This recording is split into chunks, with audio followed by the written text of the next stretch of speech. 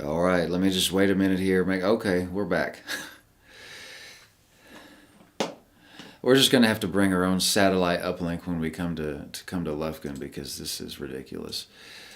Okay. All right. Do we still have some? Let's see what we got here. Okay. Revival is not sovereign.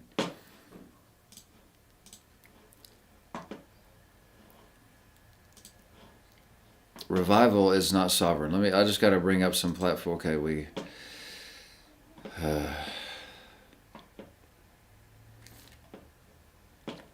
just give me a second just to open up some things here and see. Okay, we've got about 5 people still on. The connection just absolutely disconnected and had to restart everything. So,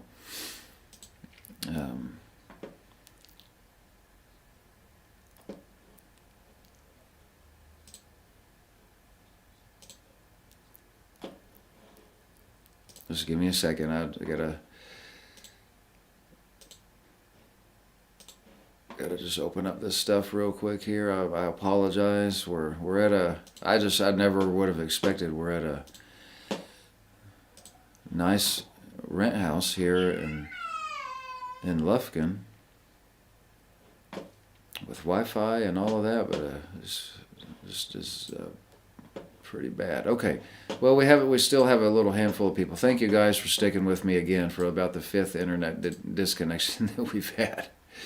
Okay, revival number 4 is thinking that revival is sovereign.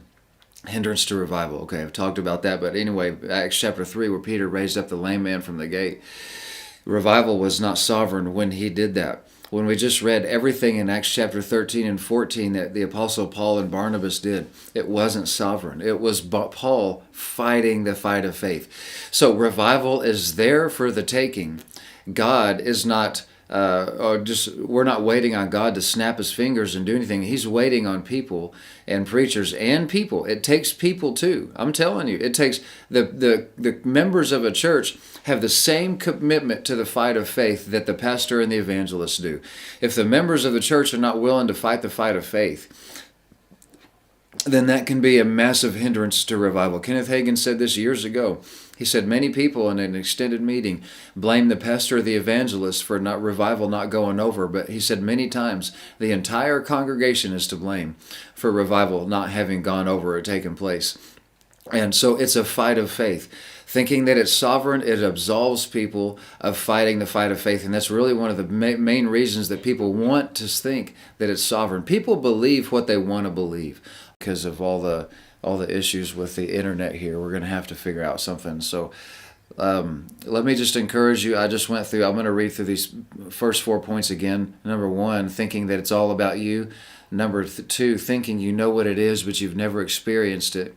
Top 10 hindrances of revival. Number 3, thinking that revival is optional. And number 4, thinking that revival is sovereign. And so I'm going to actually just stop right there because we're about an hour into it. There's just too many internet problems here. So let me just encourage you to worship God with your giving. You can give an offering here by clicking in the description below on YouTube or Facebook. There's a giving link there. Or if you're watching on the app or on our own platform, thanks to everybody that's there, you can worship God with your giving right there. Clicking above, it says giving, of course. How simple can that be?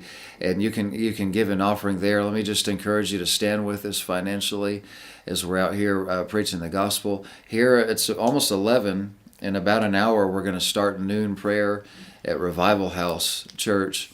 And it's going to be an awesome time. So I can't really go any longer for that also. We need to head that way, and I want to grab some breakfast with Riley and my little daughter Caroline. So anyway, we're having a great move of God here at Revival House in Huntington. I want to encourage you to come down, come up, come over, wherever you're at if you can. And also, don't forget to worship God with your giving this morning. And otherwise, I will see you next week here at revivalfirelive.tv, unless I can manage to jump on later this weekend. But you have a great Monday, and you be blessed.